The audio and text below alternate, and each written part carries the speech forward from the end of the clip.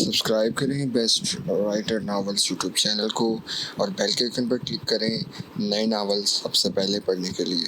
तो आज का नावल स्टार्ट करते हैं। हमारी कहानी शुरू होती है एक लिफ्ट के मंजर से, जब कैलिफोर्निया जैसे शोखो चंचल शहर में रात का समा था। वो हाथ में फ़ोन पर न्यूज़ अपडेट सुनता हुआ लिफ्ट में दाखिल हुआ। नज़रें हनूस फ़ोन पर मरकूज थी, जैसे आज ना सुनी तो क़यामत आ जाएगी। जबकि दूसरी जानिब लिफ्ट में मौजूद लंबी सी फ्राक पहने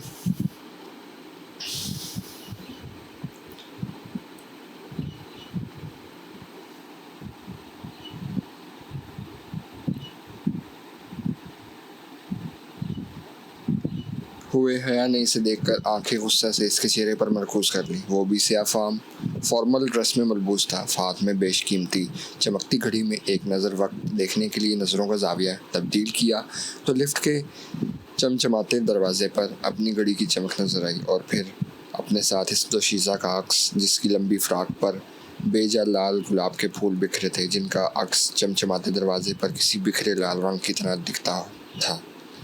इंतज़ामिया काफ़ी अच्छी है, लोगों को पहचानने के लिए पीछे मुड़ने की सहमत ही नहीं करनी पड़ी।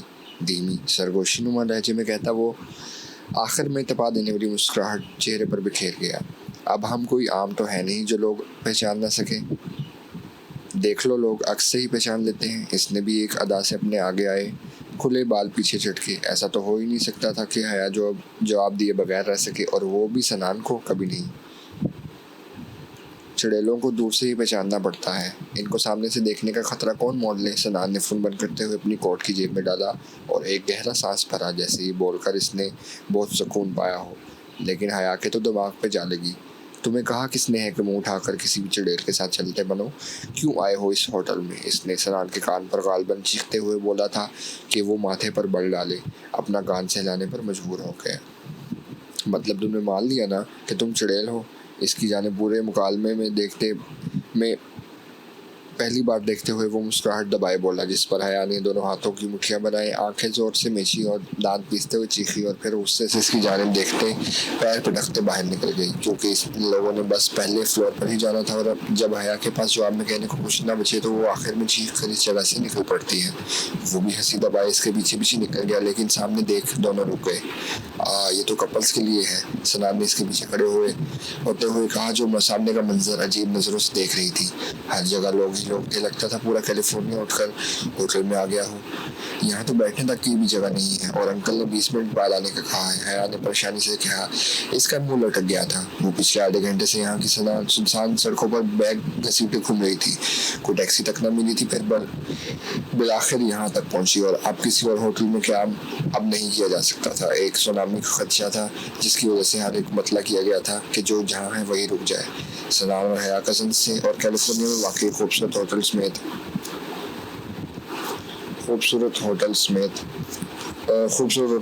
रेस्टोरेंट इनके एक अंकल का था, जिसकी वजह से इस वक्त दोनों को इसमें होटल नहीं आना पड़ा। इनके अंकल ने जो कहा था। हया अपने प्रोजेक्ट के सिलसिले में निकली थी, जबकि सनान अपनी बिजनेस ट्रिप पर। और यूँ एक हसीन, मेरा मतलब इन दोनों के मुताबिक एक बुरा सा इत्तेफाक दोनों में हो गया था कि वो दोनों एक ही होटल में आ गए हैं। खैर, आगे बढ़ते हैं। अगर तुम चाहो तो यहाँ बैठ सकती हो, इतनी जगह बना ही सकता हूँ। सनान की आवाज़ पर वो पीछे पलटी, जो एक आखिरी बचे हुए सोफे पर बैठा हुआ था। हया के माथे पर बल पड़े। मैं ये सोफा पहले क्यों नहीं देख सकी? शिट अपनी नज़रों को कोसती वो मंद ही मैं बोल रही थी। लिफ्ट से हड़बड़ाहट में निकलने के बायस वो पूरे हाल में बाकी आखिरी सोफे को देख ना सकी। मुझे ये बिल्कुल भी शौक नहीं है लोगों से सान लेने का। नाक मुंह आते हुए वापस पलट गई और हाथ बांध कर वहीं खड़ी हो गई। सनान ने आईब्रो चुकाकर इसे देखा। अब तक इसका एटीट्यूड कम नहीं हुआ। दिल में सोचा, सुनामी के खदशात बहुत ज्यादा थे। तभी आसपास के सभी लोग, सियाह और जो यहाँ पर था, सभी होटल में आ गए। न्यूज़ और मौसमियात के मुताबिक कम से कम सुबह तक सब को किसी खतरे से पाक जगह पर ठहरने को कहा गया था। सनान ने आंखें इधर उधर घुमाई। सब तरफ गहमा गहमी थी, सरगोशियां और लोगों का शोर था। तभी सामने से एक लड़की चलती हुई शायद इसकी जानिब ही आगे आने आने लगी। सनान ने वेस्टर्न फ्रॉक पहन लड़की की नज़रों का ताक़ुब किया और फिर नज़रें हया की जानिब की और फिर हया से नज़रें मिलाकर मुस्कुराकर वापस इसी जानिब देखने लगा जहाँ से वो लड़की यकीनन इस खाली जगह को पूर करने ही आ रही थी। इसके पेट में क्यों खुशी के गुब्बारे फूटने लगे। इसने सनान को की हंसी देखते हुए सोचा और इसकी नज़रों का ताक़ुब किया तो वो फ़ौरन समझ गई। हया छोड़ दे, ज़िद नहीं तो ये जगह भी जाएगी। हंसना देखो मक्खी चूस इंसान का, दिल में कहती वो कभी लड़की को आते हुए तो कभी सनान को मुस्कुराहट लिए अपने फ़ोन पर झुके देख रही थी। हया बैठ जा हया, हाँ। और फिर हया किसी और तश्ती की तरह फ़ौरन सनान के पास दब की आवाज़ के साथ जा बैठी। आराम से, तुम्हारी ये सख्ती हर कोई बर्दाश्त नहीं कर सकता, ये सोफ़ा तो बिल्कुल भी नहीं। सनान हल्का तेवर चढ़ाई बोला और फिर इस वेस्टर्न लड़की को देखा जो सीधा रिसेप्शन पर जा खड़ी हुई। वो मुलाजिम थी यहाँ की। हया ने इस बार भी नज़रों का जाविया सनान के साथ साफ मिलाकर देखा तो उसका मुँह खुल गया, जबकि यहाँ सनान ने लब दबाते हुए अपनी हंसी रोकी थी। वैसे तुम तो अभी तक एहसान नहीं लेना चाह रही थी ना कोई, तो अब सनान की बात पर इसने मुंह बनाए रुख फेर लिया। हर वक्त जो जवाब देने का शौक नहीं मुझे। इसकी आवाज़ पर सनान ने आईब्रो उचकाए और होठों को वाह कहने के अंदाज में खोला, फिर आंखें मटकाकर फोन में लग गया। अब वो इस लड़की से क्या बहस करता, वो भी मुंह बनाए चेहरा फेर गई। तकरीबन 2 मिनट गुजरे होंगे। यहाँ वहाँ देखती हया का फोन किसी रोते बच्चे की तरह बज उठा। किसी की कॉल आई थी जिसे देखते ही वो इसने तेवर चढ़ा चुकी थी। बैक वक्त सनान ने भी अपना गिरता हुआ फोन संभाला था। कॉल क्यों की है मुझे? हया इसकी जाने मुड़कर तंग कर बोली। फोन स्लिप हो गया, वरना कोई शौक नहीं मुझे तुम्हें कॉल करने का। सनान ने भी इसी की तरह कहते हुए वापस अपने 5 साल पुराने फोन को देखा था। शुक्र बच गया। जरा ध्यान से पकड़ो, ये ना हो कि डीपी देखकर तुम्हारा दिल भी वापस यही स्लिप हो जाए। जल्दी जला देने वाली मुस्कुराहट के साथ वो इसे सर तासुफ से हिलाने पर मजबूर कर गई। उफ, कितनी सनान ने लब खोले। मैंने तो कहा था डीपी से बच के रहना, अब हो गई ना मुसीबत। सनान की बात काटते हुए एक अदा से कह रही थी, जबकि मुस्कुराते हुए इसका एक हाथ अपने बालों की लटों में गया था। उफ, कितनी खुशफहमी हो गई है तुम्हें हया। इसके करीब होकर वो चबाकर बोला था और अब की जलाने वाली मुस्कुराहट सनान की थी। हया गुस्से से बैग लेकर उठ खड़ी हुई। सामने से अंकल चलते हुए आ रहे थे। सनान भी ऐसे रोकते कोट झाड़ते टेंशन में उठ गया और इन दोनों पे एक बम फूटा था। देखो बेटा, तुम दोनों तो घर के बच्चे हो ना, एक ही रूम खाली है, ये लो चाबी, दोनों एडजस्ट कर लो, एक रात की बात है। हया का मुंह खुल कर रह गया। मैं चलता हूँ, बहुत काम देखने, किसी भी चीज़ की जरूरत हो इन्हें कहना है, ओके। वो और मुस्कुराते हुए इनके अंकल वासिफ वापस चल गए। फिर साथ में खड़ी स्टाफ की लड़की ने इनके आगे चाबी पड़ाई, जिसे हया ने शिकार समझकर भूखी शेरनी की तरह झपट लिया। वैसे आप दोनों एक दूसरे के हैं कौन? मियां बीवी हैं। लड़की की बात पर दोनों ने इसे चीख कर नहीं बोला था और रुख फेर कर फिर से लब खोले। मेरा एक्स मंगेतर है, खाला की बेटी है। दोबारा यक जुबान बोलने पर चुप कर वापस एक दूसरे को देखा था और फिर यकसुई से इस लड़की को देखकर जुबान खोली। खाला का बेटा है? हाँ, मेरी एक्स मंगेतर। सनान ने इसकी जानिब अब गुस्से से देखा था। हया भी पैर पटकती भाग गई, जबकि स्टाफ गर्ल हंसी रोकते वापस काउंटर पर चली गई। वो मेरा भी रूम है, तुम अकेले कब्जा नहीं कर सकती। चुड़ैल हया पीछे सनान की आवाज़ से कानों में जोर से लगी थी, लेकिन वो रुकी नहीं और चाबी पर लिखे नंबर को देखकर कमरे की जानिब बढ़ती रही। मगर बेड मेरा है, मुझे सोना है, तुम हुक्म नहीं चला सकते। सनान मुंह बनाकर कहते हुए वो इसका नाम बिगाड़ सुनसान वो मुंह बनाकर गाड़ते हुए इसे इसका नाम बिगाड़ चुकी थी और फिर तेजी से कमरे की जानिब लगभग उड़ते हुए भागी। कमरे में पहुंचते इसने कंधे पर कब से लटका हुआ बैग पर डाला था और फिर दरवाजे की जानिब रुख मोड़े टांग पर टांग जमाए बैठ गई थी।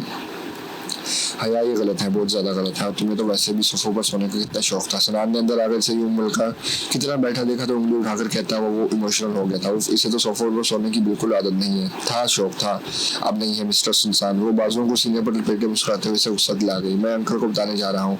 अंकल को क्या बोलोगे? ये बताओगे कि हमारी शादी खत्म हो गई और अब मैं इतनी खूबसूरत लड़की के साथ एडजस्ट नहीं कर सकता? देखो तुम सोच लो इससे पहले कि वो अपनी बेटी को तुम्हारे साथ जोड़ने का सोच ले। इसने संजीदगी से मुस्कुराहट लिए कहा।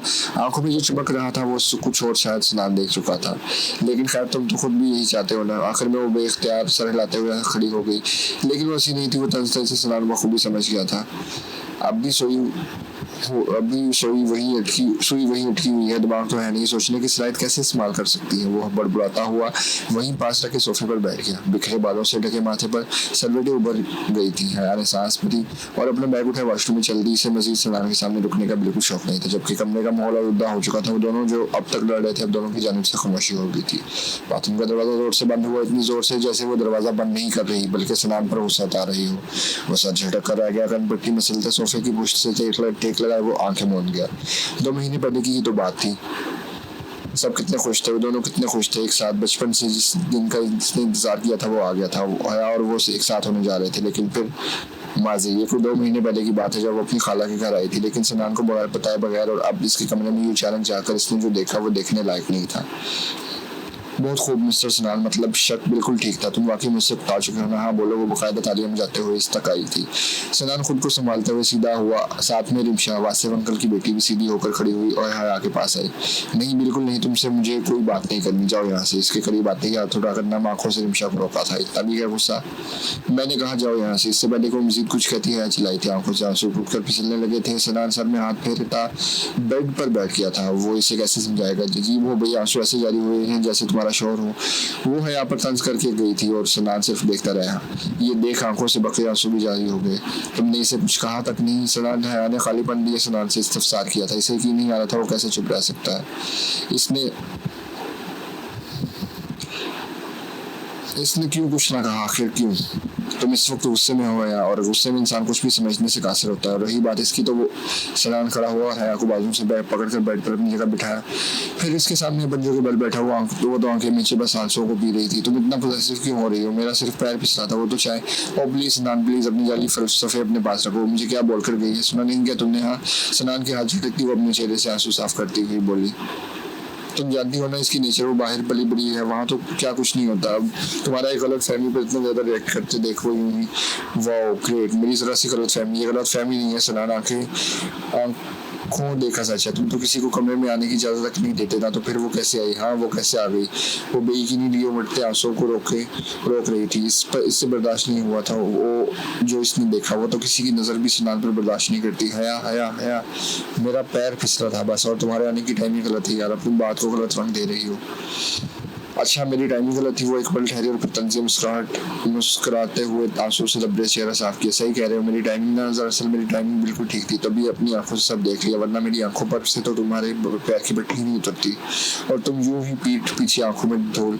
जस्ट शट अप यार, जस्ट शट अप, इतना भी क्या रिएक्ट करना? जब मैं कह रहा हूँ कि पैर फिसला था और वो सब हुआ, तभी तुम भी आ गई। लेकिन तुम्हें नहीं, तुम्हें तो आदत है हर छोटी छोटी बातों को बतंगड़ बनाने की। पहले भी जब वो स्टेज पर पास बैठ गई थी तुमने इतना ड्रामा किया। अरे तुम चलो बाहर में ला दो दुनिया को, लेकिन तुम मुझ पर शक क्यों कर रही हो? वो शल से सनान को देख रही थी, बेयकीनी से इसे तकते जा रही थी, जबकि आंसू की रवानगी में इजाफा हो गया। मैं हर बात का बतंगड़ बनाती हूँ, खाली खाली आंखों से देखते हुए वो रोते हुए हंस दी, फिर मुड़कर बालों में हाथ फंसाए यही सतर दोहराने लगी। मैं बातों को बतंगड़ बनाती हूँ, मैं बातों को बतंगड़ बनाती हूँ। मुंह पर हाथ रखे उसकी जानिब बढ़ती थी, जिससे इस वक्त कुछ समझ नहीं आ रहा था। वो हया का गुस्सा कम करने के बजाय बढ़ा चुका था। वो तो ऐसा कुछ नहीं चाहता था। हया मेरी चीजों का। सना ने इस बार अपने आप पर काबू पाते हुए इसे समझाना चाहा, मगर हया ने एक बार फिर इसका हाथ झटक दिया। नहीं तुम्हें तो बिल्कुल पसंद ना था कि कोई भी लड़की तुम्हारे पास तक ना बैठे, भले से वो कोई कजन क्यों ना हो। तो तुम तो बेवजह बात भी नहीं करते थे, तुम्हें तो बुरा लगता था कोई कमरे में कैसे आ गया। और अब हया मेरी बात सुनो, कुछ समझना नहीं चाहती थी, वो गुस्से में भी नहीं थी, वो बेयकीनी की हालत कैफियत में थी। उसे शौक लगा था, इसका सनान बदल चुका था। नहीं दूर रहो, तुम पहले जैसे नहीं रहे हो सनान, तुम बदल गए हो। और जिसे तुम मेरी ओवर पॉसेसिवनेस कह रहे हो ना, ये भी तुम्हारी ही दी हुई है, मैं खुद से नहीं हो रही। अगर तुम यूँ बदल जाओगे, तुम्हें ये रिमशा की हरकतें समझनी कुछ नहीं लगेंगी, तो मैं यूं ही रिएक्ट करूंगी ना, क्योंकि तुम ऐसे नहीं थे। वो आखिरी जुमले पर एक बार फिर पूरी तरह से रो दी थी और नीचे में घुटनों में छिपाए बैठ गई। हया तुम्हें कैसे समझाऊं, खुद आई थी, मैंने नहीं बुलाया इसे। और चलो आप भी गई तो कोई मसला नहीं, कजन ही तो है। बाकी जो कुछ इसकी बात पर वो भी आंखों से देख झटके से उठ खड़ी हुई। हाँ क्यों नहीं, कोई मसला नहीं है, कजन ही तो है, और कजन के पास तो सारे हक होते हैं ना। जैसे दिल चाहे वैसे हाथों में हाथ डाल कर पूरे हाल में घूमो, वहाँ मंगनी हमारी तस्वीरें वो घुस ले, और ऊपर से बेहोशी का नाटक करे चीप इंसान। यहाँ मंगेतर मेरा और कमरे में वो यूं।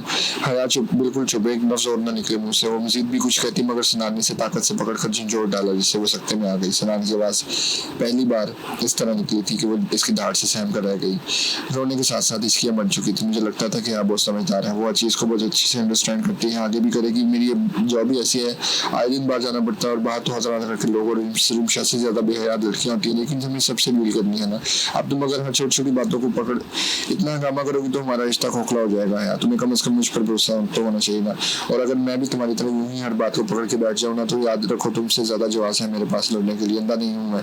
वो आखिर कब तक चुप रहता, बड़ा आखिर जुबान फिसली गई है, सर नफी में लाचा, तो तुम इस रिमशा की बातों में यकीन करोगे वो झूठी है। अच्छा वो झूठी होगी, अपने पर आई तो झूठी, हालांकि सबको मालूम है कि खालू तुम्हारी शादी से अली से करवाना चाहते थे, वो भी तुम्हें पसंद करता है। अब ये तो झूठ नहीं है ना, मगर तुमने मुझसे सब छुपाया। अगर दिल में खोट हो तो वो ना हो तो कुछ छुपाया नहीं जाता है, इसकी बात सोच चुकी थी। वो हया को जितना समझा सकता था समझा चुका था, और चूंकि अब मुंह खुल चुका था तो वो भी चुप नहीं हो सकता था। शिकवे करने का हक सिर्फ एक को तो नहीं, मुझे तो खुद नहीं मालूम था। सनान इसकी चलती जुबान को सनान ने अपनी शहादत की उंगली दिखाकर रोका था। बस मैंने अपनी सफाई जितनी देनी थी दे दी, जो कहना था कह दिया। अब तुम जाओ यहाँ से। आंखों पर पट्टी की बात करती हो, तुम्हें तुम्हारे नहीं शायद मेरे बंदी है। वो जज्बाती हो चुका था, इसलिए बीगल लहजे में कहता रुख मोड़ गया। वो मजीद कुछ नहीं कह सकता था। सब कुछ इस रिमशा की वजह से हुआ है, और कसूरवार मुझे तो ठहरा दिया। वाह, तुम हमेशा मेरे साथ नाइंसाफी करते हो सनान। हया ने बेख्तियार उंगली में पहनी अंगूठी बेदर्दी से निकाल कर बिलखते बच्चों की तरह बेड पर फेंकी थी। सनान को ये उम्मीद न थी से इस बार वो शौक से देखते गया। हया अंगूठी फेंक कर चली गई। इसने निगाह उठाई तो देखा वो बीगे चेहरे को बेदर्दी से पहुंचते नीचे फर्श से अपना बैग उठा रही थी। फिर खामोशी से एक बार आखिरी बार इस पर नजर डालते वहां से चली गई नीचे। सबने इसे बहुत रोका, मगर कुछ भी बोले बगैर वो चली गई, और आखिर वो बोलती भी क्या कि इसका होने वाला शौहर। सनान ने नम आंखों से वो हीरे की अंगूठी उठाई और वहीं बैठ गया। आंखों के सामने बीते लम्हे किसी फिल्म की तरह चलने लगे। वो इनका बचपन से एक दूसरे से लड़ने झगड़ने के बावजूद साथ साथ रहना, एक दूसरे की ढाल बनकर वक्त गुजरते दोस्ती का मोहब्बत में बदलना, और फिर सबकी रजामंदी से इनकी शादी तय पाना। मगर अब जो हो रहा है वो हो चुका, जो हो चुका है वो नाकाबिले बर्दाश्त है। इतना कमजोर रिश्ता था जो यूं टूट रहा है। इसने इस लफ्ज टूटने पर आंखें खोली और अंगूठी को मजबूती से पकड़ लिया। टूट रहा है, नहीं टूट नहीं सकता कभी नहीं। मैं मना लूंगा, हाँ मैं मना लूंगा। आंखें साफ करते हुए नफी में सर लाए एक बार फिर अपने रिश्ते के लिए खड़ा हो गया था। हया ना समझ है तो क्या हुआ, मैं समझा लूंगा। कुछ दिन बाद जाकर मना लूंगा। तब तक गुस्सा ठंडा हो जाएगा इसका। वो हमेशा की तरह इस बार भी इरादा कर चुका था। वो मनाएगा और इसकी हया मान जाएगी, इसे पूरा यकीन था। वो घर पर आई तो देखा वासिफ अंकल इनके घर पर ही आए हुए हैं। ड्राइंग रूम के पास से ही वाजिब सुनती हुए दबे पाँव ऊपर चली गई। वो लोग शायद तभी यहाँ आए होंगे जब इसकी सनान की लड़ाई हो रही होगी। अगर रिमशा ने कुछ बता दिया तो। वो कमरे में आते ही दरवाजा जोर से बंद करके बेड पर जाकर लेट गई। आंखों से एक बार फिर आंसू बहने लगे, और अब की शिद्दत ज्यादा थी। वो शायद इसलिए कि वो अकेली है। सनान क्यों, क्या तुमने ऐसे, मैं क्या करूंगी तुम्हारे बगैर। वो रोते हुए आंखें मीची तकिया हाथों में दबोचे हचकुले लेते हुए बोली रही थी। सारा बदन होले होले लरसने लगा था। अब कि इसने अपना मुंह तकिए में छुपा लिया। वो नहीं चाहती थी कि चाहकर भी कोई इसकी आवाज सुने। उन दोनों ने आज तक अपने दरमियान होने वाली लड़ाई झगड़े और बातों का जिक्र किसी से नहीं किया था। चाहे जितनी भी लड़ाई हो जाए दोनों खुद ही मिलकर हल कर लिया करते थे। मेरी मोहब्बत भी भूल गए थे क्या। इसने भीगी आंखों से अपने हाथ की काली उंगली देखी जहाँ कोई अंगूठी ना रही थी, बस एक झुंझलाता हुआ निशान था, बस एक याद के जैसे। नहीं इतनी आसानी के साथ हमारा रिश्ता एक याद में नहीं बदल सकता। अपने ही हाथ को दूसरे से पकड़ते हुए इस अंगूठी को महसूस कर रही थी जो उसके हाथ में थी तो नहीं, मगर वो इसे वापस ले आएगी। वो यूं ही बेड पर पड़े पड़े सो गई थी जब दरवाजा खटखटाने की आवाज से वो चौंक कर नूदगी से बाहर आई। कौन। इसके बोलने पर मुलाजमा ने अंदर को सर निकाला। वो बेगम साहिबा कह रही है कि वासिफ साहब आए हैं, इनकी बेटी भी आई है, आकर मिलने, शाम की फ्लाइट है इनकी वापसी की। ठीक, तुम जाओ। इसने अपनी जान छुड़े तेजी से वॉशरूम में जाकर घुसी। मूड होते हुए इसने खुद को रोने से चुप रहने पर बहुत कंट्रोल किया था। वो नीचे किसी को भी ये एहसास नहीं दिलाना चाहती थी कि कुछ हुआ है। हालत दुरुस्त करती वो जैसे ही कमरे से बाहर निकली तो इस हस्ती को देख पाए तो चौंक कर फिर बेतहाशा गुस्सा ले रखने की जान पड़ी। क्यों आई हो यहाँ, हिम्मत कैसे हुई इतना सब कुछ करने के बाद मेरे कमरे में आने की। हाँ, वो गुस्से से भरे लहजे में गोया हुई रिमशा से यूं बुलबुलाता देख बेटाई से मुस्कुरा दी। वैसे बहुत दुख होता है, अच्छी भली हो तो हो, मतलब शक्ल सूरत में कम नहीं। और शोहर सॉरी मेरा मतलब होने वाला शोहर अभी से ही। वो मुस्कुराते हुए जुमला दूरा छोड़कर हया के अंदर जलती आंखों में मजीद बढ़ावा दे गई। इससे हया से बर्दाश्त न हुआ। वो बेख्तियार इसकी जन्म बड़ी यकीनन हाथ उठ सकता है।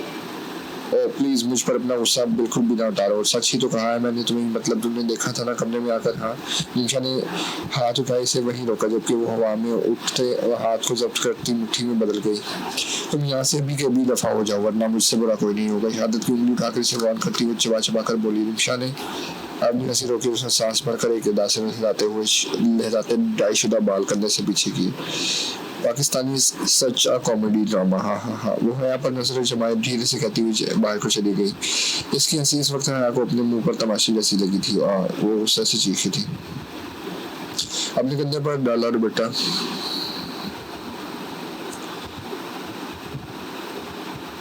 दुपट्टा नौश के वो दूर बेड पर फेंक डाला। रिमशा जैसे लोग ना खुद सुकून से रहते हैं ना दूसरों को सुकून से रहने देते हैं, लेकिन सनान ने भी तो हद कर दी है। वो कर्ब से आंखें बंद की नीचे बैठती चली गई। कमरे की खुली खिड़की से आती ठंडी हवाएं भी इसे महसूस ना हुई। खुशगवार मौसम ने भी इसका गुस्सा न करवाने से हार मान ली। वासिफ साहब और रिमशा जा चुके थे। आसिया बेगम हया की अम्मी को रिमशा ने मजीद बढ़ा चढ़ाकर इन दोनों के दरमियान हुई लड़ाई पहले ही बता दी थी, और अब वो इस वक्त लाउंज में बैठी शाहनवाज साहब से यही जिक्र कर रही थी। मतलब फिर से हुई है लड़ाई और हया ने रिश्ता तोड़ दिया क्या? उन्होंने अखबार में नीचे झुकाया तफ्तीश के साथ कहा, आपकी सुई रिश्ते के टूटने पर ही क्यों अटकी रहती है? ऐसा कुछ नहीं है। शाहनवाज उस तरह हिलाए दासों से बोली। और लाउंज का गेट आधा बंद हो रहता था। सनान भी इस वक्त ही आया था हया को मनाने, मगर लफ्ज टूटने पर इसके कदमों में जंजीर डल गई और वही रिश्ते के दरवाजे के बाहर मंचबंद हो गए, जबकि हाथ में पकड़े 3 गुलाब बेख्तियार अपनी पुश्त से लगाए थे। तो फिर कैसा है? जो कुछ हुआ है वो कम नहीं आसिया, और हया का फैसला हमारे लिए काबिल एहतराम रहा है, हमेशा से और रहेगा। आपको भी चाहिए कि इसकी ख्वाहिश का एहतराम करें। बेटी है वो हमारी, और जिंदगी हया नहीं गुजारनी है। अभी अगर इतनी पेचीदगियां होंगी तो आगे कैसे चलेगा? वो अखबार को फुर्सत से टेबल पर रखते हुए सोच कर कह रहे थे। हाँ तो सनान और वो जानते हैं हम वो दोनों एक दूसरे को पसंद करते थे। वो थे पर जोर देते हुए ठहरे और सर उठाकर सासिया बेगम ने देखा वो जो खफा से नजर आ रही थी। लेकिन अब हम अपनी बच्ची से खुद बात कर लेंगे और हमारे ख्याल से वो मान भी जाएंगी। सनान ने गहरा सांस भरा। इसे न जाना चाहिए अंकल और हया दोनों को मनाना था आप से। क्या मतलब क्या मान जाएगी? आसिया बेगम ने सवाली नजरों से देखा। वो सनान के लिए मनाने की बात हरगिज नहीं कर रहे थे, इतना तो वो जानती थी। अली गिरी वो जो अभी कदम बढ़ा ही रहा था वापस आ गया। माथे पर एकदम लकीरें ऊपर आई। हाथ में बड़े फूल इसने गुस्से से मुट्ठी में जकड़ लिए। हम इनसे लीगली बात करेंगे और इस मौके पर वो मान भी जाएगी। जानते हैं हम अपनी बेटी है वो हमारी। कभी कभी डगमगा जाती है मगर फैसले लेने आते हैं। यहाँ दरवाजे के पार खड़े सनान का हिला मुहाल था और वो वहाँ आसिया बेगम ने नफी में सर लाया था। इसने हाथ में पकड़े गुलाब नसल डाले, पत्तियां बिखर कर जमीन पर फैल गई और वो जब्त के बंधन होने से पहले ही उल्टे पांव वापस उल दिए। आप होश में तो हैं, वो कभी नहीं मानेगी। शाहनवाज वो सनान के आगे किसी को नहीं मांगती। और रही बात अली की तो वो इसके लिए भाई के बराबर है। क्या आप भूल गए हैं पहले भी इस मौजूद पर बात करके वो आपसे किस कदर खफा रही थी? आप चाहते हैं कि वो फिर से घर से दूर जा करें? आसिया बेगम का सबर भी जवाब दे गया था। वो जानती हैं सनान के आगे किसी को नहीं मांगती, चाहे इनके दिमाग जितनी भी खड़ा हुआ कहीं खुल जाए। लेकिन बात जरूर करेंगे हम इनसे। भाईजान की ख्वाहिश का भी पास रह जाएगा। इनकी बातें सुनकर आसिया बेगम उठ खड़ी हुई। बस करें शाहनवाज, अब आप भाईजान की ख्वाहिश पूरी करने के लिए अपनी बेटी को उससे का नाजायज फायदा उठाएंगे? आपसे बात करने की फजूल है, हम इन पर कुछ मुसलत नहीं करते, लेकिन रिश्ता तो पेश कर ही सकते हैं ना। या नहीं? इनकी आवाज तेज हुई तभी है ऊपर से नीचे आते रुक गई। वो इस वक्त तब्दील करके नहा धोकर उतरी थी। हया आ गई। ले अब पेश करें जरा, मैं भी देखूं। आसिया बेगम ने हया को अपने पास बिठाते हुए कहा, वो जो अपने माँ बाप को अचंभेपन से देख रही थी। कुछ हुआ है क्या? कोई बात हुई है? वो दोनों पर एक नजर डालते हुए धीरे से बोली। शाहनवाज साहब इसके बराबर में आकर बैठे। इनके बैठने के अंदाज से ही साफ जाहिर था कि वो कोई जरूरी बात करने आए हैं। हाँ बहुत जरूरी बात है, बल्कि एक पेशकश है। वो कौन सी पेशकश करने वाले थे अब आज कैसे जानती है? आज तक उन्होंने रिश्तों की ही पेशकश की थी। साजदा मेरे लिए तुम चाय ले आओ, और सर में दर्द कर दिया। आखिरी जुमला उन्होंने भुनभुनाते हुए कहा था। हया जो माँ के बराबर में बैठी थी इन्हें देख धीरे से मुस्कुरा दी। अपनी माँ को छोड़े, इनका तो रोज का है। शाहनवाज साहब ने नजरअंदाज करते हुए अपनी तरफ मतवज्जो किया। देखो बच्चे, हम जानते हैं जो कुछ सनान और आपके बीच हुआ है बिल्कुल अच्छा नहीं हुआ, लेकिन अब भी वक्त है, बल्कि अब भी असल वक्त है। आप अली के लिए हाँ कर दे। वो जो नॉर्मल थी अब तक इनकी बातों पर शल से देखने लगी। बेख्तियार नजर अपनी माँ पर गई थी जो कंधे उचका कर ये बता रही थी कि मैं बोल चुकी हूँ, अब तुम ही समझा लो अपने प्यारे बाबा जान को।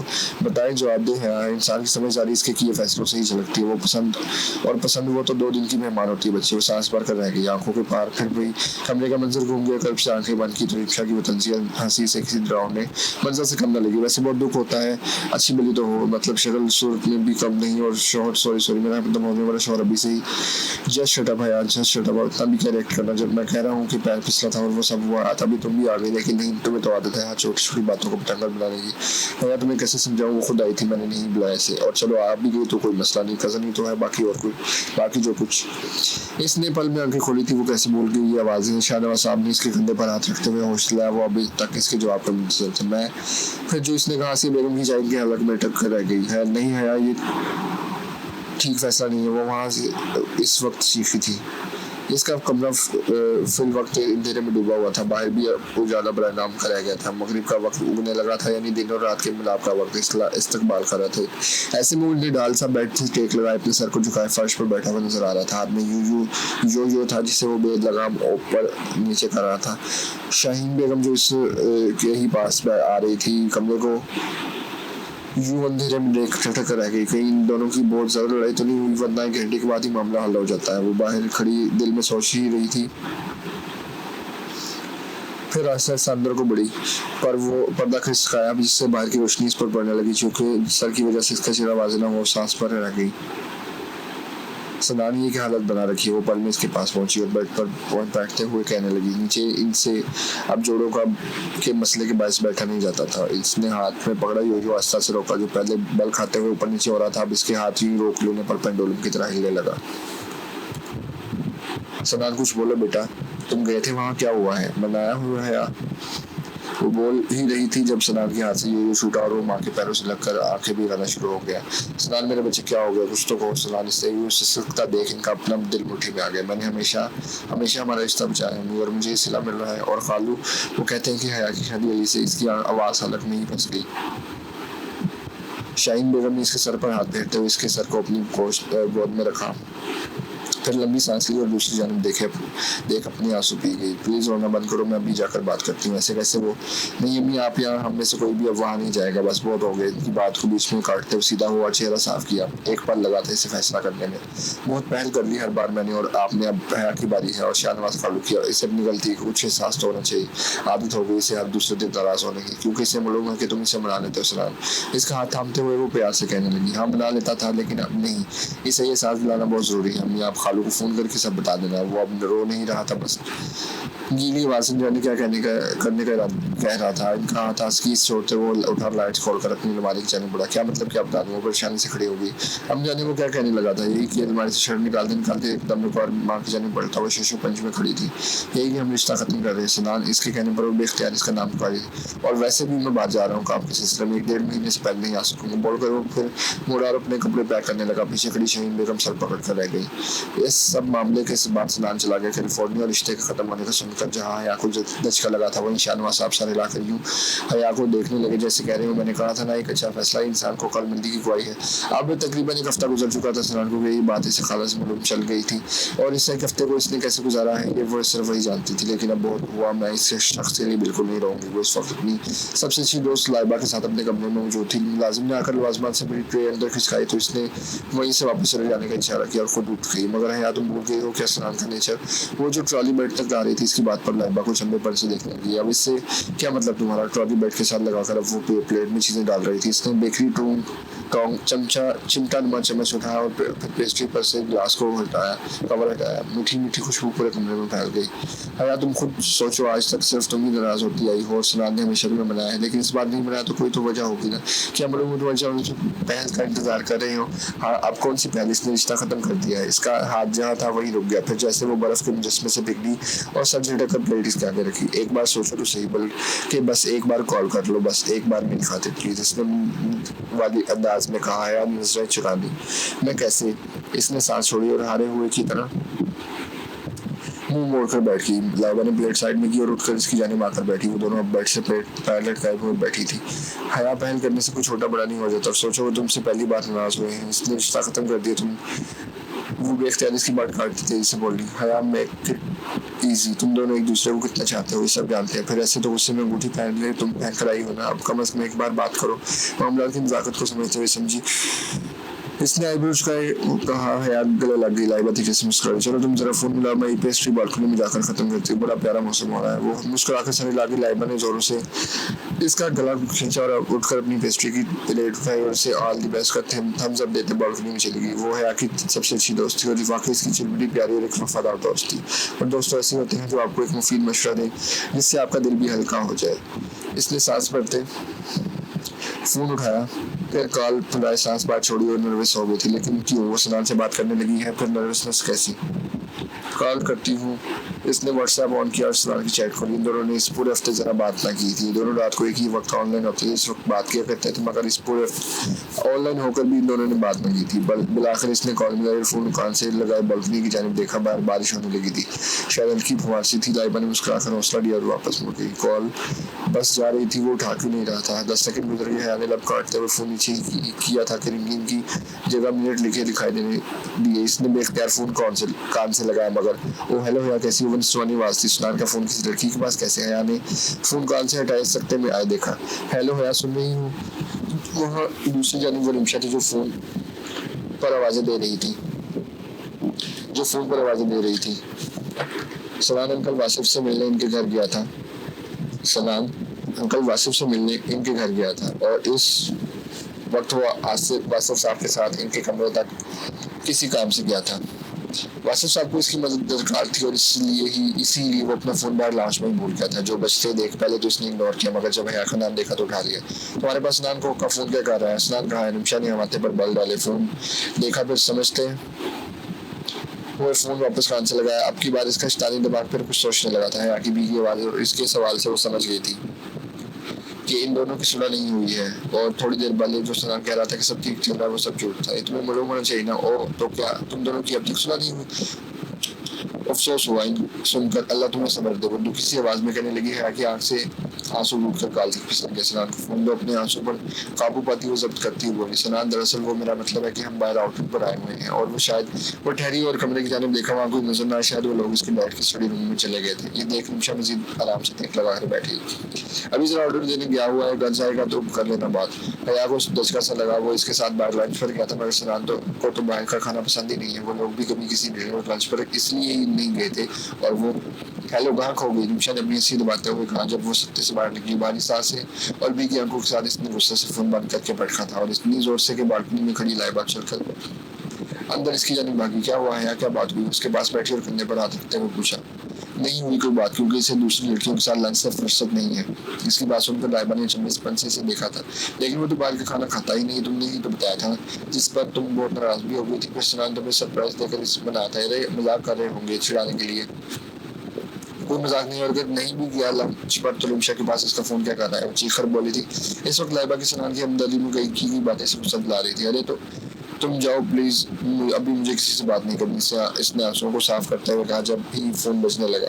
सनान की कॉल आ रही थी। हया ने उसे फोन स्विच ऑफ करके दूर फेंक दिया। ये क्या किया तुमने? हया तुमने कुछ बोलती जब हया के इशारे ने इसे सर हिलाते हुए बाहर जाने पर मजबूर कर दिया और हया वही बेड पर गिर गई। वो जो खुद को रोने से रोक रही थी 2 दिन के बाद आज फिर वो जब टूट गया था। हया का फोन आया था, तुमने मुझे बताया क्यों नहीं? वो रिमशा से अपना फोन लेते हुए कड़े तेवरों के साथ कहने लगा। तुम अंदर थे, मैंने पिक कर लिया, इसमें क्या हुआ? और मैंने इतना ही कहा था कि तुम डैड के साथ बिजी हो। बस इसने फोन काट दिया। इसने साफ जान छुड़ाने वाले अंदाज में कहा और कंधे झुकाकर अपना फोन उठा लिया। जरा बराबर भरोसा नहीं है तुम्हें मुझे तुम पर। रिमशा को गोली से नवाजता वो एक बार फिर हया को कॉल मिलाया था, लेकिन अब की बार नंबर बंद था। कि इसने फोन बंद कर लिया है। एक तो इसने फोन किया तो वो दांत पीसते हुए बोला और पैर टेबल में मारते हुए अपना कोट सोफे से उठाकर चला गया। पीछे से वासिफ साहब आए तो लाउंज में रिमशा को खेला पाया। क्या तुमने फिर मेहमान को कुछ कहा है? कितना समझाया मैंने, खुद की जुबान पर कंट्रोल रखा करो। क्या कहा है तुमने से? अपनी बेटी की खसलों से अच्छी तरह वाकिफ थे। भी आते ही इस पर शुरू हो गए। वाओ डैड, आपने कुछ देखे बगैर सोच लिया कि मैंने कुछ किया है। जैसे किसी काम से जाना था वो चला गया। वो बोलकर उठ खड़ी हुई। वासिफ साहब ने दासू से सर हिलाकर इसे देखा। काश तुम्हारी माँ जिंदा होती तो आज। वो कुछ और भी कहता तभी वो हाथ के इशारे से रोक वहां से चली गई। काश। वासिफ साहब ने गहरी सांस भर के छोड़ी। इनके स्याह फॉर्मल ड्रेस से लेकर सब कुछ नया था। इनकी आंखों में बसी उदासी के। कभी कभी हम सब आपको बहुत याद करते हैं हाजरा। वो दिल में अपनी मरहूम जोजा से मुखातिब थे। लोग तो चले जाते हैं दुनिया से, मगर अपने प्यारों की जिंदगी में खलासा छोड़ जाते हैं। वो फिर कभी नहीं पूरा नहीं हो पाता। वो दिन आखिरी दिन था जब इसने सनान से रब्ता करने की कोशिश की थी। सनान ने यहाँ इस कॉल के बाद भी वो तो वैसे कॉल की, मगर इसने मोबाइल ही ना खोला। दोनों के बीच सिर्फ गलतफहमी ने बदगुमानी से बड़ी दीवार कायम कर दी थी। इसने बिलाखिर उन्हें अलग कर डाला। हया बाथरूम से बाहर निकली। सनान को सर सोफे की पुष्ट से दिखाया। लगभग बनूंगी न पाया। सांस भर के इसने दरवाजा आसगी से बंद किया कि कहीं इसकी नींद में खलल न बढ़ जाए। देख रहे हो लोगों, अभी नींद की कितनी फिक्र है और वैसे नींद की दुश्मन बनी हुई थी।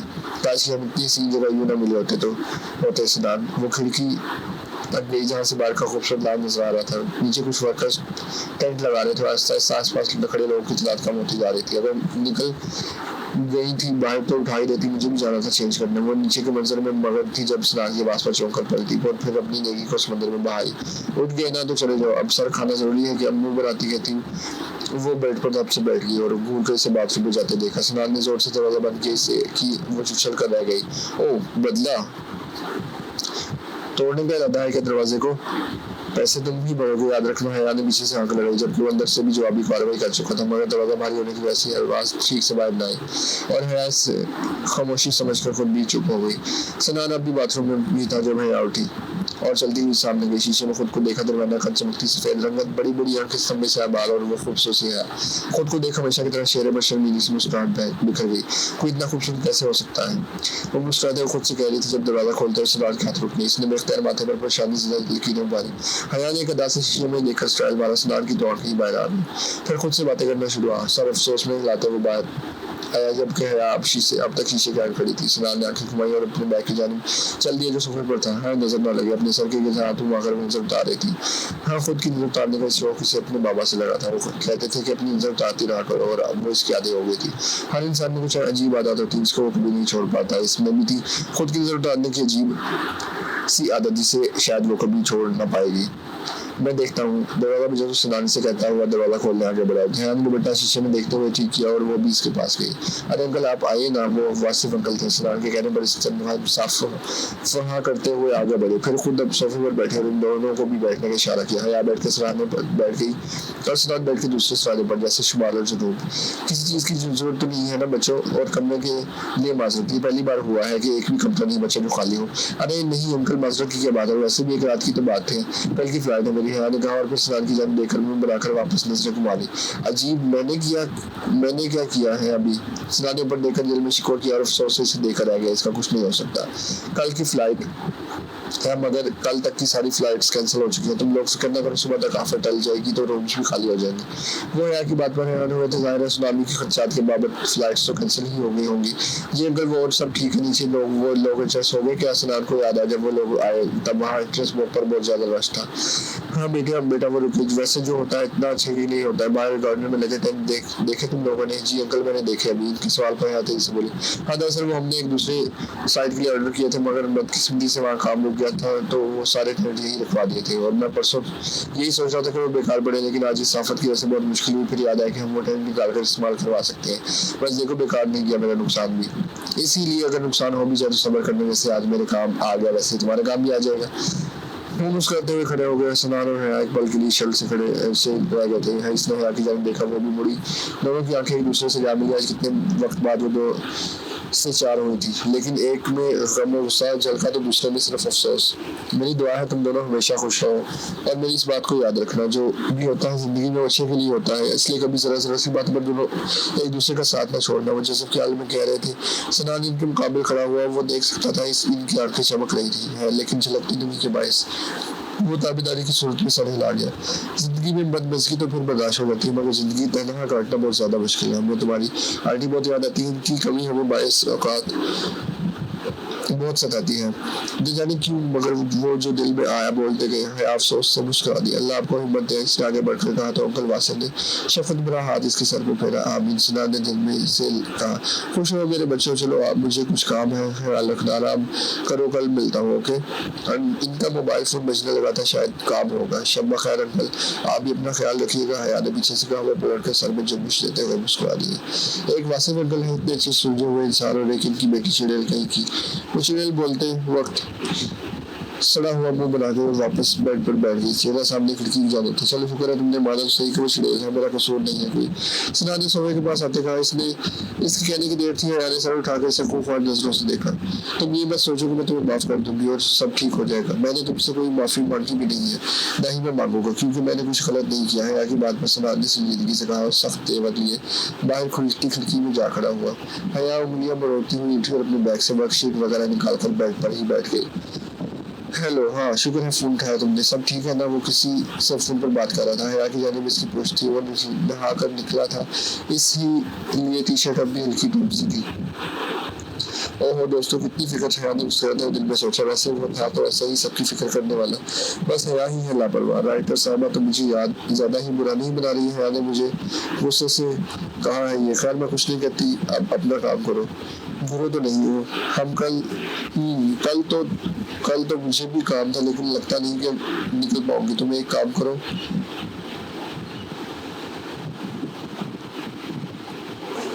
इंजीनियरिंग तुम मुझे अब इस वक्त सब मेल कर सकती हो। हया जब ज़ाहिर बिखरी शीट्स में मसरूफ नजर आई थी, सनान के मुंह से लड़की का नाम सुनकर मुंह समेटे और चोर नजर इस पर टिकाई। शुक्रिया, हाँ सुबह से पहले सब मुकम्मल हो जाएगा। तुम आगे मेल कर देना, ठीक है। Have a good night. वो मुस्कुराते हुए रिलैक्स अंदाज में मुड़ा। हया जो उसी की जानिब देख रही थी तेजी से सीधी हुई होकर बैठी, चेहरे पर संजीदगी थी लेकिन मुंह बीच में आसिमती थी। सनान ने देखा और उस नासमझ बनता हुआ सोफे में बैठ गया। बेड पर तो बेचारे को जगह ही नहीं थी। हया ने इसे सोफे में बैठने से एलर्जी हो गई थी।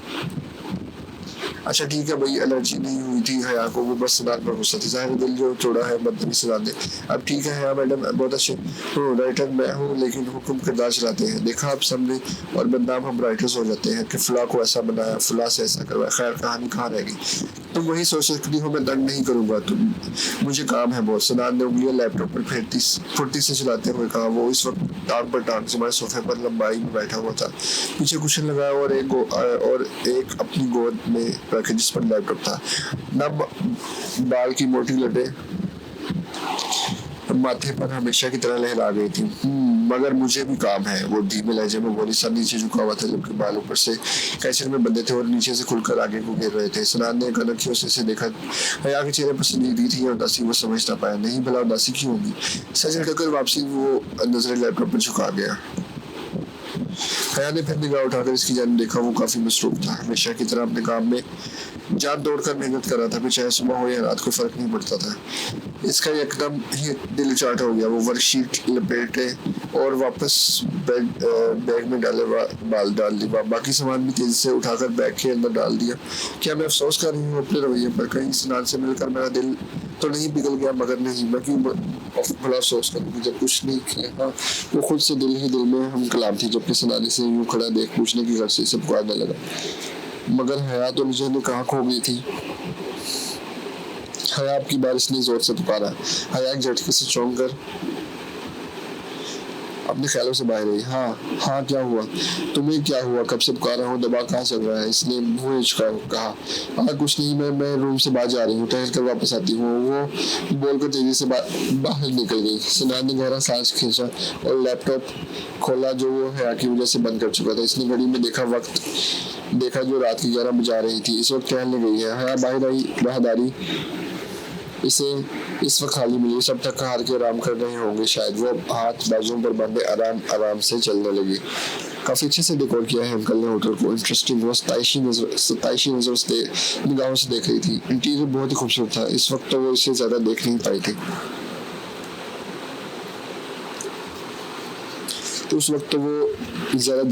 थी। कुछ चाहिए था आपको? मैं वो दीवार के साथ रखे पौधे देखते हुए चल रही थी जब कब से एक आवाज उभरी। हया पलटी तो देखा ये वही लड़की थी। इसने इन्हें नीचे कमरे की चाबी थमाई थी। नहीं कुछ नहीं, बस ऐसे ही कमरे में बोर हो गई थी तो टहलने चली गई। हया ने मुस्कुराते हुए जवाब दिया। इस लड़की ने सर को खम दिया और सामने बने रूम का दरवाजा चाबी से खोलने लगी। मिस्टर वासिफ ने बताया था कि आप दोनों इनके गेस्ट हैं, तो किसी भी चीज की जरूरत हो आपने बस एक बेल बजानी है और मैं हाजिर। इसने दरवाजा खोलते हुए हया से इस्तफसार की, जिस पर मुस्कुराकर उसके पीछे ही कमरे में आ गई। वैसे भी सनान के साथ अब इसका मूड ऑफ ही रहा था। वैसे कब तक हालात ठीक हो जाएंगे? मैंने सुना है एक बार पहले भी कैलिफोर्निया में सुनामी आ चुका है। हया ने इसे देखते हुए कहा जो अब इस कमरे में रखा लैंप निकाल रही थी। जी मैम, आ तो चुका है और इससे तबाही भी बहुत हुई थी, मगर ये वाला जल्दी टल जाएगा, डोंट वरी। और मेरे ख्याल से सुबह तक सब ठीक हो जाएगा। वो लड़की ने दोनों हाथों में पकड़े जिसकी जानिब पलटी और मुस्कुरा दी। फिर वापस बाहर को हो ली। ये फालतू कमरा है क्या? नहीं तो मैं तो बस लैंप चेंज करवाने के लिए जा रही हूँ। वही प्रोफेशनल मुस्कुरा लिए वो हर जवाब धीमे लहजे में दे रही थी। लेकिन यहाँ तो शायद कोई है ही नहीं। वो शिशुपंज में मुबतला हुए होटल के सारे रूम्स बुक हो गए थे, तो ये खाली कैसे रह गया? कमरा बुक हो या ना हो, मैनेजर का खास ख्याल रहता है हर चीज पर, कभी भी कुछ भी खराब न पड़ा रहे। इसकी बात वो बाजार मुस्कुरा दी। वासिफ अंकल ने तो कहा था कि सारे कमरे बुक हो गए। सुनो, यहाँ कितने रूम्स हैं? लगभग 200 से ज्यादा। इसका जुमला है आने जरा लब्ध हो रहा था। 200 से ज्यादा कमरे हैं? तो फिर कोई और सवाल मैम? हाँ, क्या इसके सवाल करने पर वो अपनी सोच से बाहर रही थी। नहीं शुक्रिया। लड़की सर हिलाते हुए वहां से चली गई, जबकि पीछे हया खड़ी अब असल मानों में सवालों में गिर रही थी। वासिफ अंकल वो जहरीला बुड़बुड़ाती हुई तेजी से किसी राह पर चलती। कुछ था जो बहुत जरूरी था। दरवाजा नॉक होने की आवाज खामोश पड़े कमरे में एकदम गूंजी, तो इसने दरवाजे के पार खड़े वेटर को अंदर आने का कहा। वेटर सही खामोशी लिए साथ अंदर आया कॉफ़ी का कप इसके सामने टेबल पर रखा और मुस्कुराकर सर को खम दिए वापस चल दिया। सना ने सुस्ती उतारते एक लंबी सांस फिजा में तहलील की लैपटॉप साइड में रखे कर सामने टेबल पर रखे गर्मा गर्म कॉफ़ी का कप उठाया जिसका धुआं फिजा में तेजी से उड़ रहा था। इसने एक सिप लिया और आंखें बंद की। हया का सीन चेहरा इसके सामने लहरा गया। इसने फौरन आंखें खोली, नजर सीधी घड़ी पर गई जो रात के फिक्स 12 बजा रही थी। क्या 12 बज गए हैं, वापस क्यों नहीं आई? इसने हाथ में पकड़ा गर्म कॉफी का कप टेबल पर वापस रखते हुए दिल में सोचा और तेजी से लैपटॉप बंद किए उठ खड़ा हुआ। 1 घंटा हो गया, मुझे पता नहीं कैसे नहीं चला। मुंह में बुड़ गया था। वो अपनी जैकेट, फोन और वॉलेट वगैरह फुर्ती से उठाकर बाहर को निकला। पीछे से वो धुआं उड़ाती टेबल पर यूं ही पड़ी रही। वो बाहर निकलकर सबसे पहले रिसेप्शनिस्ट के पास गया और वासिफ अंकल के बारे में पूछा। इस पर इसने बताया कि वो किसी काम से गए हुए हैं, अब सुबह ही आएंगे। आपको कुछ चाहिए सर तो आप मुझे बता सकते हैं। तो शुक्रिया बोलकर वो एक कदम बढ़ाकर फिर ठहर वापस इस लड़की की जानब देखा जो यही देख रही थी। क्या आपने किसी लड़की को जाते देखा? वो जो मेरे साथ थी। वो बात रिसेप्शनिस्ट से कर रहा था मगर इसकी नजरें आंखें चारों तरफ घूमती है को ढूंढ रही थी। अच्छा, वो आपकी एक्स में गए थे? इसके इस तरह कहने पर वो चौंक कर देखने लगा। रिसेप्शनिस्ट बोलते बोलते रुकी। हाँ, वो कुछ देर पहले बाहर की जगह आज जाती नजर आई है। अटक कर बोलते हुए इसने जुमला मुकम्मल किया और वो अपने काम में लग गई। सनान सख्ते वर लिए सर हिलाए चल दिया। वो पहले खुद ही एक्स में गए थे, कहा अब मैंने कह दिया तो बुरा लग गया। वो लड़की सनान की पुष्ट को देखते हुए मन ही मन बोली और सर झटक कर फाइल उठाकर अपने काम में चल दी। सनान बाहर को निकला। ये एक बहुत वसी गार्डन था। आसपास लोग मौजूद थे, कुछ टाइम में एंजॉय कर रहे थे, कुछ ठहर रहे थे। कहीं से नहीं लग रहा था कि सब यहाँ सुनामी से बचने के लिए आए हैं। लगता था सबको पिकनिक पॉइंट मिल गया हो। यहाँ कहाँ चली गई तुम? वो मुंह पर हाथ रखता यहाँ वहाँ नजरें दौड़ा रहा। चारों तरफ रेस्टोरेंट लोग ही बड़े थे। वो यहाँ तो नहीं टहलने आई होगी, उनकी खामोशी वाली जगह पर गई होगी। मगर कहाँ? फोन भी बेवकूफ कमरे में छोड़ गई है। अब ढूंढू कैसे? कहीं बाहर तो नहीं निकल गई? इसने बाहर नजर बढ़ाई। सामने गेट से इतनी भी सड़क नजर आई, सुनसान बड़ी थी। वो बाहर को आया हुआ हया का नामो निशान न था। ऊपर से होटल की बाउंड्री के अलावा आगे सब कुछ तरफ अंधेरा छाया हुआ था। वो दिल में उम्मीद रखता कदम बढ़ाने लगा। कुछ देर पहले हया ने देखा वासिफ अंकल गुस्से में आग बबूला होते हुए कहीं जा रहे हैं। वो भी इनके पीछे वाली तेजी से नीचे की जाने उतर रहे थे। हया भी पीछे आई। दरअसल वो तो इनसे कमरे की बात करने जा रही थी कि जब वो इतने सारे कमरे खाली तो अलग अलग क्यों न दिया। वो एक कमरे की जाने बड़े हया जो पीछे ही थी। इसका दुपट्टा साइड में रखे गुलदान से गया। ये कहाँ फंस गया? वो दुपट्टा निकालते हुए कहने लगी। वासिफ अंकल अब कमरे के अंदर जा चुके थे। इसने दुपट्टा निकालते हुए सांस भरी और कमरे की जाने बड़ी। जब वासिफ अंकल की चीखने की आवाज आई, आसपास कोई न था। ये ऑफिस था शायद। जस्ट शट अप निमिषा, ये क्या सिखाया है मैंने कि दूसरों को फोन बगैर जस्ट और सब करो? वो तेज आवाज में निमिषा भी चिल्लाए। हया को यहाँ खड़े बातें सुनना ठीक ना लगा। मुझे बाद में आना चाहिए। मैंने सनान का फ़ोन उठाया था और वही कहा था जो कहना चाहिए था। और इन दोनों की तो पहले से ही इतनी लड़ाई हुई थी। मेरी क्या गलती? वो जो जा रही थी निमिषा की बातों ने इसके पैर में बेड़ियां डाल दी। वो मुंह खोले वापस शौक में पलटी, माथे पर लकीरें उभर गई। तो सनान को बताना चाहिए था ना कि हया का फ़ोन आया है। तुमने क्यों उठाया? और फिर इससे ऐसा क्या कहा जो इन दोनों के दरमियान इतने फासले बढ़ गए कि नौबत रिश्ता ख़त्म करने पर आ गई? मुझे तो पता भी नहीं चलता अगर मैं पूछता नहीं। वासिफ साहब सर पकड़ कर बैठ गए। उन्होंने कहा कोताही कर दी थी इसकी परवरिश में। कहाँ कौन सी गलती सरजद हो गई थी जो वो ऐसी निकली थी? डैड वो इनके पास बैठी और समझाने के लिए लब खोले। आपको इतनी टेंशन लेने की हर की ज़रूरत नहीं है। इन दोनों के बीच जो कुछ भी हुआ है वो हया की वजह से हुआ है। आपको पता है वो सनान पर शक करती है। अब मैंने ज़रा सा चिढ़ा क्या दिया, वो तो भड़क ही गई। सो टिकी मतलब इतना पॉजेसिव कौन होता है? इसकी बात पर वासिफ साहब ने घूर कर देखा और अफसोस से सर हिलाया। बाहर खड़ी हया नम आंखों से दीवार थाम गई। निमिषा, मैं तुम्हारा बाप हूँ, तुम्हारी रग रग से वाकिफ़ हूँ और ये बात मैं अच्छे से जानता हूँ कि इन दोनों के दरमियान जो कुछ भी हुआ है इसमें तुम्हारा ही हाथ है। और अब याद रखो कि इन दोनों की मिसअंडरस्टैंडिंग तुम ही ठीक करोगी। बताओगी कि क्यों गई थी वहाँ और क्यों हया को झूठ बोला था। समझी? वो बोलकर उठ कर हुए और निमिषा भी तनक कर उठी। नो वे डैड, मैं कोई सफाई पेश नहीं करूँगी। और अगर इन दोनों का रिश्ता इतना ही मजबूत होता ना तो वो कभी नहीं इस पर शक करती और ना ही वो दूर होता है। गलती इनकी है, मेरी नहीं। और बाकी सब भी मजाक में कहा था। वो दोनों सीरियस ले गए तो मैं क्या करूं? वो बोलकर मुंह बनाए हाथों को बाजुओं के गिर्द बांधे खड़ी हो गई।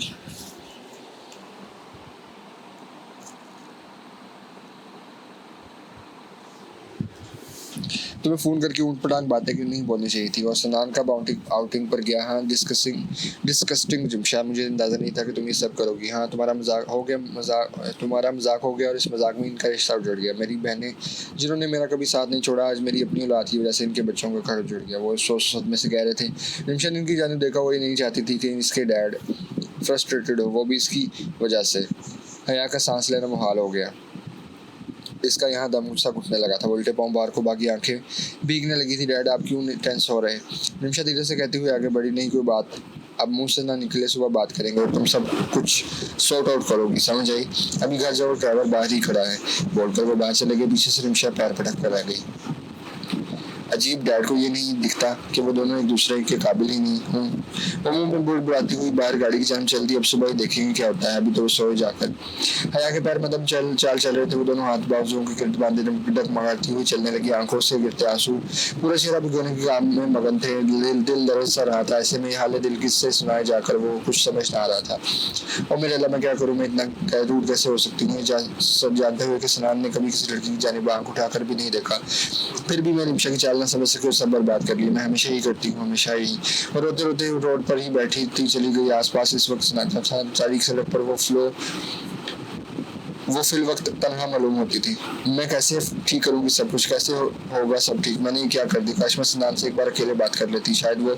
मैं क्या करूँ या अल्लाह। बस वही सब झुका रोए चली जा रही थी। आंखें तो मिला चुकी थी। तरीक मंजर जो थोड़ा बहुत नजर आता था वो भी आंसुओं के पास चला गया था।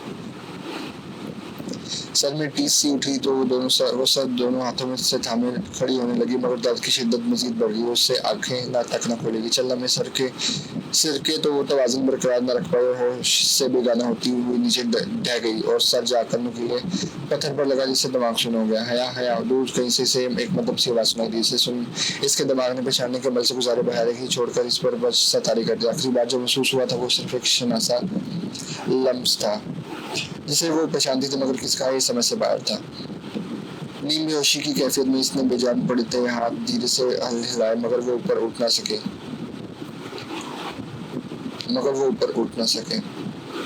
आंखों को जुम्बिश देते हुए इसने जरा सी आंखें खोली तो बाहर की तेज रोशनी आंख में तेजी से चुभी। चंद सेकंड्स गुजरे तो इसने आंख ऐसा बिलाखिर आंखें खोल ली। जोर देने की वजह से सर में टीसी उठी थी। इस बेख्तियार हाथ सर को थामने उठा तो किसी ने थाम लिया। सर में चोट आई है और हाथ में ड्रिप है तो उससे सीधा ही रखो। इसका हाथ वापस सीधा बेड पर रखते हुए सनान ने आंखें जब देखा जो इसको ही देख रही थी। चेहरे पर कोई इशारा न थे, जैसे जांचने या समझने की जरूरत पड़े। शुक्र है तुम उठ गई, अब कैसा महसूस हो रहा है। सनान की आवाज पर इसने लड़के झुकाए जो कब से जाने थे। सर में दर्द। वो बोलते बोलते रुकी। उस सनान को देखा जिसके चेहरे के चार ऐसे थे कि इससे समझ ना आया वो क्या कह रही है। मैं ठीक हूँ सनान। अब की बार इसने पूरे दिमाग से बोला। सनान ने सरेगा। वो जानता तो था कि यहाँ को दर्द हो रहा होगा, मगर इसने बताया क्यों नहीं।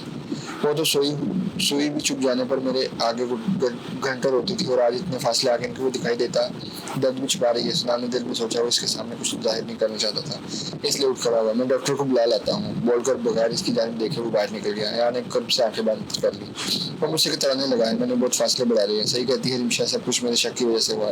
और मुंह में आंखें नीचे बोल रही थी। आंखों की किनारों से सुबह तक फिसलता चला गया। अल्लाह प्लीज मेरा सनान मुझे वापस कर देना। प्लीज मैं आपसे अपना सनान वापस मांग दूँ। प्लीज इसे मुझे मुझसे दूर न करें।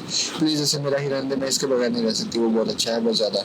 तो बगैर हाथ में लगी ड्रिप की परवाह किए हाथ जोड़कर थोड़ी सी टकाए रोते हुए मन में गिड़गिड़ा रही थी। हाथ में उठती थी से सर में लगी चोट के दर्द में बढ़ती शिद्दत है। वो सब कुछ अंदाज करते हुए बस गिरिया कर रही थी। इसे बस फिक्र थी तो बस इस बात की कि कुछ भी करके इसे इसका सनान वापस मिल जाए।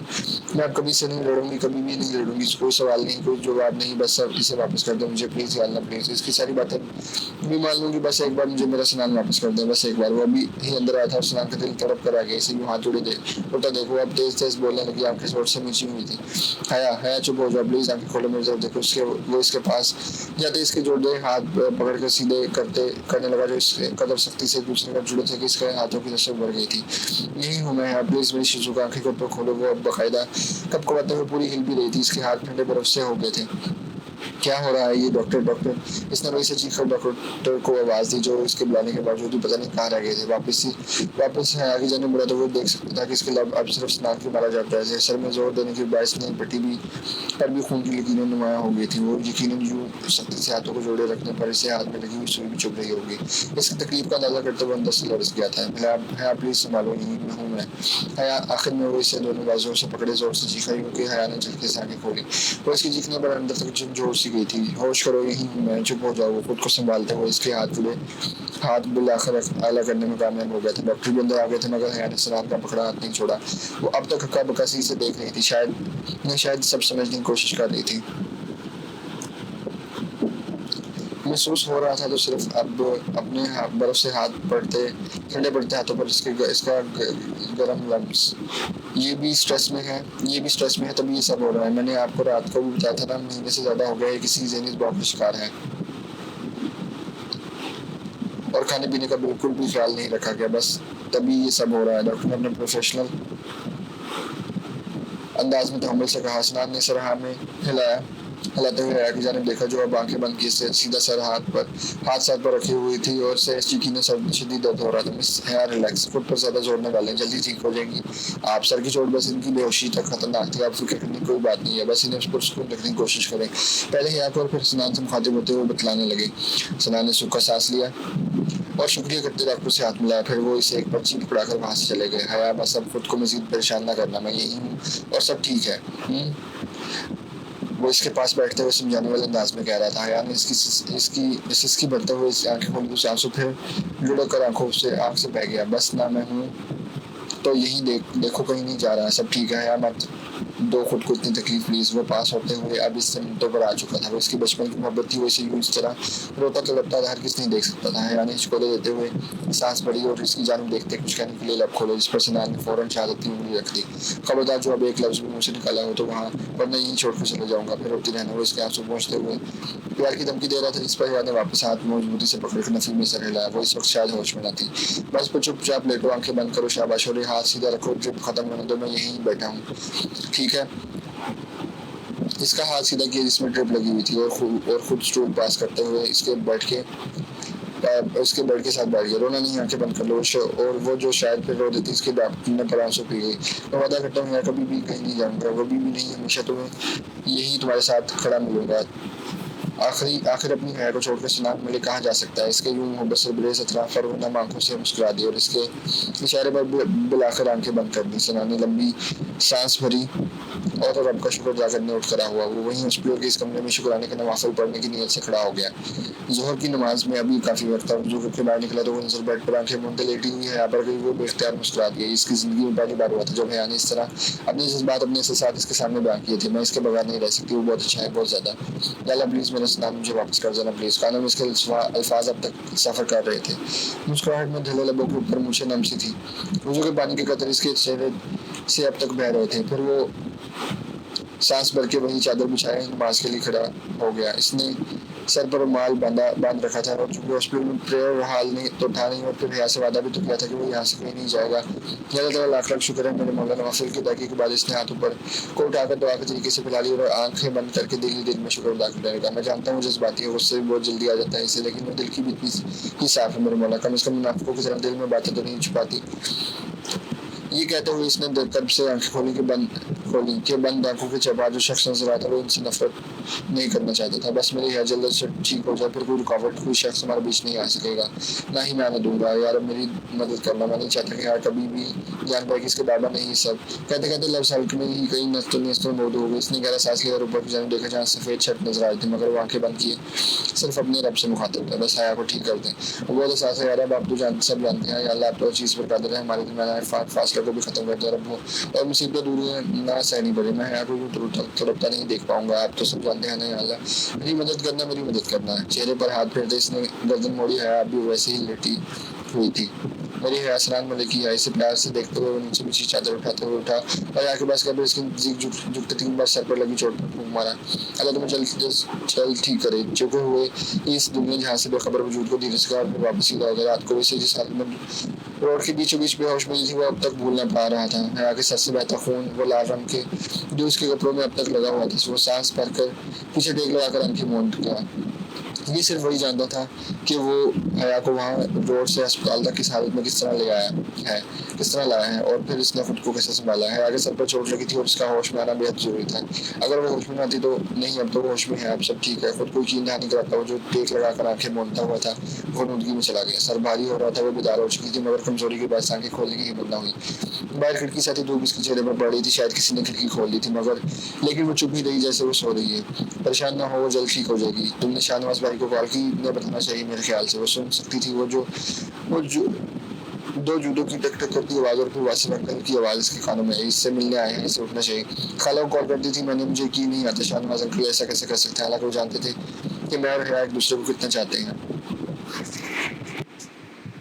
मैं इन्हें कुछ नहीं बताना चाहता इस वक्त, तो बात तक करने का दिल नहीं। जो है जो आंखें खोलने लगी थी ठहर सी गई हुई। क्या किया है इसके बाबा ने? सनान की किस चीज़ की बात कर रहा है?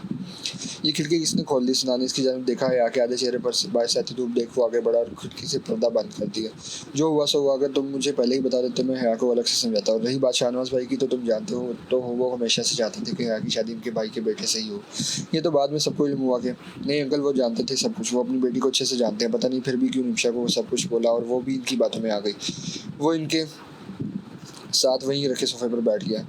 सनान बेटे देखो, मुझे पता है सब उन्होंने क्यों किया। वो दरअसल शुरू से ही हया को लेकर बहुत एहसास रहे। उन्होंने देखा है तुम दोनों को हमेशा लड़ते झगड़ते लफ्ज़ सुनकर तो सनान ने इन्हें अफसोस से देखा। अब मैंने गलत भी नहीं कहा, कौन है खानदान में जो तुम दोनों की लड़ाई से वाकिफ नहीं? हाँ, लेकिन ज़रूरी थोड़ी है कि हम एक दूसरे के लिए ठीक नहीं। लड़ाई तो हर जगह होती है। वासिफ साहब ने इसके कंधे पर हाथ रखते हुए कहा। बस फिर मंगनी के बाद से तुमने जैसा बताया कि इख्तलाफात बढ़ गए और फिर जो कुछ भी हुआ, अगर इनकी जगह मैं भी होता तो यही सोचता कि जिसके साथ मेरी बेटी की अभी अंडरस्टैंडिंग नहीं है तो बाद में क्या होगी। इसके अलावा तुम इनके बड़े भाई को इतने अच्छे से नहीं जानते सनान, वो बहुत रूड हैं और इनके बस ऐसे सर आंखों पर रखते हैं। शाहनवाज भाई, अब ऐसे हालात में इन्हें तुम दोनों के बीच में आई लड़ाई ने मजीद मौका दिया और फिर मेरी बेवकूफ़ बच्ची, मेरी तरबियत में कमी रह गई शायद। वो इसे समझाते लोग करें और एक लंबी सांस खारिज की। इसने माफ़ी मांग तो ली है, अब आप इसकी वजह से बिल्कुल शर्मिंदा ना हो। और हया को मैं समझा लूँगा, वो समझ जाएगी, मुझे उम्मीद है। इसकी निगाहें कहते हुए इख्तियार हया की जानब गई। वो जो बंद आंखों से बेआवाज़ रो रही थी। लेकिन बेटा देखो, वो बड़े हैं और जो कुछ भी हुआ इसे भूल जाओ, अब तो सब ठीक है ना। वो मुझे उम्मीद है कि शाहनवाज भाई भी तुम्हें दिल से कबूल करेंगे, क्योंकि अली का रिश्ता तय हो गया है। कल ही बातों बातों में हंसी हंसी मालूम चला। वो हल्का सांस दिए तो सनान ने भी मुस्कुराते हुए सर हिला दिया। अंकल, मैं जानता हूँ वो मेरे बाप की जगह है। अब्बू तो इस दुनिया में है नहीं, जो कुछ है वो अब वही है और मैंने हमेशा इन्हें अपने बुजुर्ग जैसे ही समझा। अब ठीक है नहीं, उन्होंने जो कुछ भी किया था वो हया की मोहब्बत में ही किया था। इसने वक्फा लिया तो वो इसे देख मुस्कुरा दिए। दिल में यही दुआ जारी थी कि सनान जैसा बेटा खुदा सबको दे। आप बेफिक्र रहें, मैं अपने दिल में कोई मैल नहीं रखूँगा। वो मेरे लिए हमेशा से काबिल एहतराम थे और हमेशा रहेंगे। जहाँ वासिफ साहब सनान की साहब को बड़े दिल पर अशश कर उठे, वहीं हया ने खुद पर शक किया था, खुद पर रश्क किया था। सनान मलिक जैसा कोई नहीं हो सकता, ना ही कभी कोई इस जैसा हया को मिल सकता था। आज इसे अब खुद की बेवकूफ़ी पर अफसोस और सनान की बेइंतहा मोहब्बत पर फ़ख्र हो रहा था। गलत फहमियाँ रिश्तों को बिल्कुल वैसे ही ख़त्म कर देती हैं जैसे कि लड़की को दीमक। बस अपने रिश्ते में कभी भी ये दीमक न लगने देना। इनकी बात पर वो फर्माबरदारी से सर हिला गया। सदा खुश रहो मेरे बच्चे, अल्लाह तुम्हें ढेरों खुशियाँ नसीब करे। इनकी दुआओं पर मुस्कुराए बगैर न रह सके। हया भी लिटिल मुस्कुरा दी और एक गहरी सुकून से भरपूर सांस फिजा में छोड़ दी। 3 दिन बाद हया के जख्म पहले से बेहतर हो गए थे, इसलिए आज इन दोनों की रवानगी थी। वो दोनों यहाँ कैलिफोर्निया आए तो अलग अलग थे, मगर किस्मत के खेल के अब वापस साथ में हंसी खुशी जा रहे थे। अंकल वासिफ और रिमशा ने इन दोनों को रुखसती दी और एयरपोर्ट तक छोड़ कर आए। हया और रिमशा के बीच तो पहले भी कोई खास तजाद न था। जो कुछ भी हुआ था दोनों की फितरत के बाबत हुआ, लेकिन अब सब कुछ ठीक था। सब कुछ सनान वो जो मुँह के आगे मैगजीन फैलाए सुकून से टेक लगाए बैठा था, या कितनी मोहब्बत से की गई पुकार पर फिर फट से इसकी जानब मुतवज्जो हुआ। ये कहीं जोजत टू बी इसकी जाने पूरा घूम कर इस तरह कहा कि वो जो मुस्कुरा रही थी पसंद हो गई। बोलो भी ऐसे क्या देख रही हो? सनान की आंखें की गहरी आंखें से खुद में बेबस होती नजर आई। वो एकदम सीधी हुई और गहरी सांस भरी। सनान हंसी से बाकर रह गए। इस तरह देखोगे तो क्या कहूँगी मैं हूँ। वो दोनों बाजू को सीने पर लपेटने से कनखियों से देखे कहने लगी। लहजे में नरूठा पन उमड़ आया था। जाहिर सी बात है वो इसे कंफ्यूज कर रहा था। यू मैनी क्रेजी यूमानी खजी से देखकर। अच्छा चलो नहीं देखता तुम्हारी तरफ, आप बोलो। सनान ने वापस मैगजीन खोला लेकिन इस बार अपने बैग में रख लिया। चेहरा छुपाना रहा था। वो इसकी इस हरकत पर बेख्तियार हंस दी। कुछ खास नहीं, बस पूछना था मुझे कुछ। रेहान ने निगाह नीचे की कहा। हाथों की उंगलियां स्कार्फ के सिरे से उलझ रही थी। पूछा मैं सुन रहा हूँ। सनान ने इसका वही हाथ था और इसकी आंखों, हाँ इसकी हाथों की हरकत को मुकम्मल खत्म करके बोला। रेहान ने आंखें जोर से नीचे और फिर इसकी जानिब देखते हुए कहा, बाबा ने क्या कहा था सनान? इसके सवाल पर सनान ने अपना हाथ उठाना चाहा तो रेहान ने अपना दूसरा हाथ इसके ऊपर रख दिया और नफरी में सर हिलाई से देखा। है आप सब? सनान प्लीज मैं जानना चाहती हूँ। मैं नहीं चाहती कुछ पूछ पा रही मुझसे प्लीज, और वादा करती हूँ आपकी बात गुस्सा भी नहीं करूंगी। आखिरी जुमले पर इसने अपना हाथ उठाकर बर्तन की खाल पकड़े वादे का सिग्नेचर साइन बनाया। अच्छा बताता हूँ, लेकिन ये जान लो कि उन्होंने अपनी समझ बूझ के मुताबिक ठीक ही किया, तो इसलिए मैं जो कुछ भी बताऊंगा इसे यही भूल जाओगी। हाँ पक्का पक्का। इसकी यूं तेजी से पक्का पक्का कहने पर वो हल्का सा मुस्कुरा दिया और गोद में रखा मैगजीन बंद करके साइड में किया। हाँ दरअसल निमिषा मंगनी वाले दिन अंदर रूम में ही कहने आई थी कि मैं तुमसे शादी ना करूँ क्योंकि तुम्हारी और मेरी मुल्क नहीं बनती और बात पूरे खानदान को बढ़ूंगा। इसने कहा कि आगे शादी तो वैसे भी इसके कजन अली से ही होगी और वो जल्द इस फैसले पर हामी बैठ देगी। जब मैंने पूछा और मजीद बुलवाने की कोशिश की तो उसने शाहनवाज अंकल का नाम लिया कि वही ऐसा चाहते हैं। इसने सब तभी बताया जिस दिन वो लोग जाने वाले थे। मैं इस मंगनी के बाद से सिर्फ इसलिए इतनी बात कर रहा था ताकि मुझे मालूम हो जाए कि ये बात इससे कही किसने, लेकिन जब मैंने इस पर गुस्सा किया और बाजा ने कहा तो अपनी आदत के मुताबिक मुझ पर ही चढ़ दौड़ी। इसलिए मेरा पैर फिसल गया और तुम भी आ गई। इसके बाद मैं गया भी था तुम्हारे घर इसी दिन, लेकिन शाहनवाज अंकल की बातें सुनी तो दूसरे पाँव वापस आ गया। यकीन भी हो गया कि निशा को उन्होंने नहीं कहा होगा, लेकिन मैंने तुमसे रिश्ता कभी खत्म नहीं किया था या बस तुम्हें सांस लाने के घर से दूर हो गया था। वो क्यों तुमने कभी मैंने वासे में कर पाता। देखो मेरा सबर का फल मुझे मिल गया, मुझे मेरी हया वापस मिल गई। इसने बाद में खबर करके सर उठाया तो हया का एक बार फिर नम चेहरा देखने को मिला। सनान ने नफी में सर लाया और उसका चेहरा साफ किया। रोनी है, अगर तुम्हारी जगह मैं होता तो शायद इससे ज्यादा रिएक्ट कर जाता, लेकिन तुम्हारी जगह होती तो पहले पूरी बात सुनते समझते। सबसे बड़ी बात किसी की गैर की बातों पर यूं यकीन न करती। पता है वो निमिषा मेरे बाद में मेरे पास भी आई थी तो इतना कुछ कह गई कि मैं मुझे पता नहीं क्या हो गया था। मैं समझ ही ना पाई कुछ। मेरी गलत फहमियों ने हमारा रिश्ता डैमेज कर दिया था। सनान वो भीगे चेहरे के साथ बोल रही थी जबकि आवाज में कब का पहाड़ सनान महसूस कर चुका था। कुछ बर्बाद नहीं हुआ है, सब कुछ ठीक है। मैंने कहा है तुम्हें, और देखो ये रोना बंद करो वरना वो सामने बैठा बच्चा तुम पर यूं ही हंसता रहेगा। इसके पास आकर इस तरह से कहने पर हया ने बेख्तियार सामने निगाह उठाकर देखा जहाँ एक 4 साल बच्चा इन दोनों की जानिब देख रहा था। हया के कहने पर मुस्कुरा दिया, देखने पर मुस्कुरा दिया और आंखें चिपकाई। इसकी उठ से बच्चे की सदा पर रोती हुई हया बिलाकर मुस्कुरा दी। चलो बच्चे चुप हो जाओ वरना मेरी होने वाली बीवी को डार्क सर्कल्स हो जाएंगे। एक बार फिर इसके आंसू साफ करते हुए मोहब्बत से बोला। हया ने भरी नजरों से इसे देखा। वो इसका किस कदर ख्याल रखता है और शायद ही कोई सनान मलिक जैसे ख्याल रख सके या इसके जैसे मामला को हैंडल करना जानता हो। ऐसे ना देखो फिर कहोगे कि सनान का छोड़ा दूरा जुमला हो। और इसकी वो मुस्कुराहट से जब मुस्कुराता चेहरा हया ने अपने हाथ छुड़ाया और मुस्कुराहट छुपा वापस सीट पर टिक लगा गई। हेलो गुड नाइट माय छोटा baby. Have a good night my छोटा बेबी। अपने कान के पास हुई सरगोशी पर हया ने फौरन आंखें खोली और सनान को घूर के देखा जो कहकर लगाए कान पकड़ते हुए पीछे वापस पीछे खिसक गया था। सनान से जुमला चिढ़ाने के लिए कहता था क्योंकि इसे छोटा बेबी अपनी चिड़ लगती थी। वो दरअसल वो सनान के कंधे तक जो आती थी। तंग मत करो, सोने दो मुझे वरना वापस से एक्शन में मतलब बना दूंगी। इसे धमकी लगाते हुए वो वापस आंखें बंद करने लगी। तभी सनान ने इसका हाथ कान की तरफ उठाकर उसे मैगजीन सामने फैलाया। मैं लास्ट वार्निंग देती हूँ, हया ने मुंह बनाए कहा, लेकिन सनान के सर पर चूक न लगी। ना ही इसके हाथों ने हरकत की। वो अब की बार फिर आंखें मूंदे सोने की कोशिश करने लगी। जब एक बार फिर सनान ने इसका गाल खींचा बस हो गई थी। हया इसकी जानिब मुड़ी और अपने हाथों का मुक्का बनाते हुए इसके बाजू पर मारना शुरू कर दिया। अच्छा बस माफ करो। अपनी हरकत पर अफसोस करते हुए हंसी रोके हया से माफी मांगने लगा। वो सनान के मुकाबले काफी दुबली थी लेकिन हाथ बड़े जोर के लगते थे। माफ किया। खूब नजरों से देखते हुए वो अब सांस भरकर तांबल से सोने लगी। जब एक बार फिर सनान हया की रोती हुई आवाज पर जहाँ बाकी सब मुतवज्जो हुए थे वहीं कहकर लगाते सनान की शामत आ पहुंची थी। ये सनान मलिक की जिंदगी की सबसे हसीन शब थी। इसे वो शायद जिंदगी भर कभी न भुला पाएगा। आज इसकी कुर्बानी, इसका समझौता, खुलूस और सबसे बढ़कर इसका सब्र अपने तकमील तक पहुंच चुका था। आज इसे इसके सब्र का मीठा नहीं बल्कि शायद से ज्यादा मीठा फल मिल चुका था। आज इसकी बचपन की मोहब्बत, इसकी शिजुका, इसकी हमेशा के लिए इसकी हो चली थी। वो जो इसकी हिजर की बातों में भाई आंसू उठे आज की शब इस पर फूल बनकर निशावर हो रहे थे। वो कड़वी यादें जो इसने सब्र से गुजारी थी आज की शब इस पर बनकर बिखर रही थी। बस कि आज इसकी सारी खुशियां दे दी गई थी। आज सनान मलिक का इम्तिहान नापसीर हुआ था और एक खूबसूरत सफर का बाकायदा आगाज हो चला था। कमरे में फैली जानलेवा खामोशी को दरवाजे की चिड़चिड़ाहट में तोड़ा तो हया ने बेख्तियार यहाँ वहाँ घूमती निगाह नीचे झुका ली, ने तो पहले ही से ही इसके हुस्न को ढक रखा था, जबकि गोद में रखे सजीव से मेरे हाथ देकर सनान बेख्तियार होता हुआ था। वो किस तरह इस मालिक का शुक्र अदा करे इसे समझ ना आ रहा था। इसकी हया सनान मलिक की हया इसके कमरे में दो के रूप में बैठी हुई थी, और वो भी इस तरह के जैसे किसी बुढ़िया को गुमान हो। अस्सलाम वालेकुम, अदाब आशिकाना कबूल कीजिए ज़ोजा मुहतरमा। इसके सामने बैठते हुए हया के साथ अपने हाथ मजबूत हाथों में थामे उसको जिंदगी में पहली बार हद सही मानों में नमक का मुजस्मा बना गया था।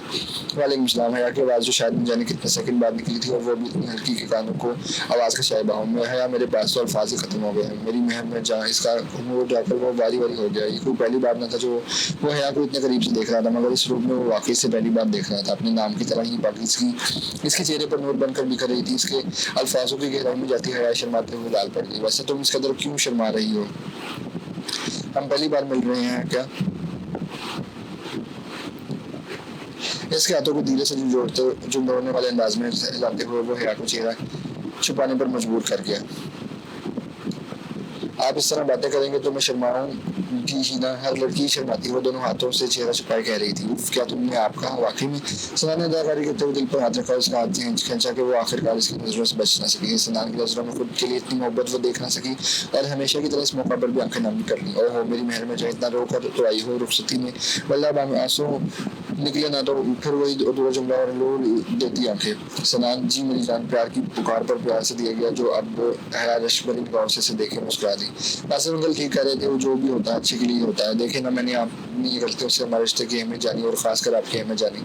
ये जाना कि मैं हया सनान मलिक के बगैर अधूरी हूँ। मैंने जाना कि सनान मर तो सकते हैं, मगर अपनी मोहब्बत से बेवफाई नहीं कर सकते। और ये भी जाना कि सनान मलिक मुझसे कितना प्यार करते हैं। सनान बेख्तियार मुस्कुराया और इसके साथ आकर बैठ गया। इससे कि सेहरा का सर इसके कांधों पर टिक गया, क्योंकि जो इतना अच्छे के लिए होता है हया। इसके हाथ अपने हाथों में लिए वो सांस भर कर कहने लगा, अगर आपकी मोहब्बत की ताकत न होती शायद मेरी दानिया में हमारे रिश्तों को कच्चा निकल जाती।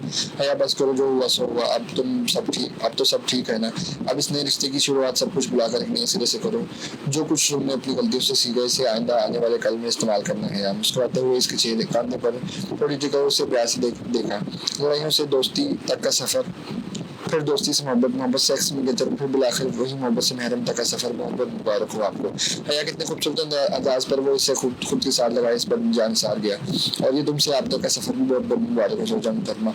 इसकी बात पर वो फिसला के शर्मा गई से इसके यूं शर्माते हुए हंसने पर सनान ऊंचा कहकर फिजा में बुलंद हुआ, और यूं हमारे हया और सनान की खयानी तामज़ीर होती है। ये गलतफहमी रिश्ते में किसी आग के शोले जैसा काम करती है, जिसकी जरा सी चिंगारी भी रिश्तों को पकड़ ले तो आहिस्ता आहिस्ता सब जला कर राख कर देती है। जबकि शक का बीच में गलतफहमियों को सहारे ही परवान चढ़ता है। इसलिए बेहतर है कि हम गैरों की बातों पर जल्दी अमल पैरा ना हो, और अपने रिश्तों पर में पुरअतमादी रिश्ते और भरोसा कायम रखें। खत्म शुद्ध एक्स में राइटर जैनब शर्मा। तो रीडर्स, कैसा लगा आपको आज का नावल? उम्मीद है आपको ये नावल भी पसंद आया होगा। कमेंट में अपनी राय ज़रूर दें, और वीडियो को लाइक करें, शेयर करें अपने फ्रेंड्स के साथ जो नावल पढ़ते हैं, नावल पढ़ने के शौकीन हैं। और चैनल विजिट करते रहें, क्योंकि इस चैनल पर नए नावल अपलोड होते रहते हैं। तो मिलते हैं आपसे अगले नावल में, तब तक के लिए अल्लाह हाफिज़।